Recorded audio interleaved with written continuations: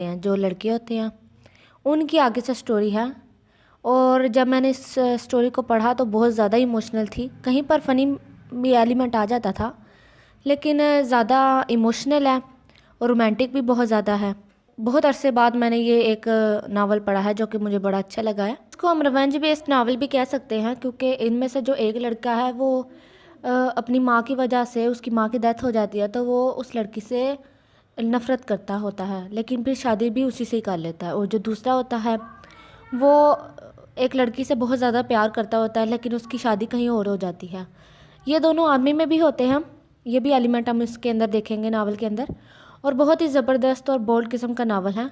और दोनों जो हीरो होते हैं वो बहुत ज़्यादा रूड होते हैं। इस स्टोरी के अंदर मल्टी कपल्स होते हैं। हम मुख्तलिफ उनकी स्टोरियाँ देखेंगे। एक लड़की डॉक्टर होती है और एक जो होती है वो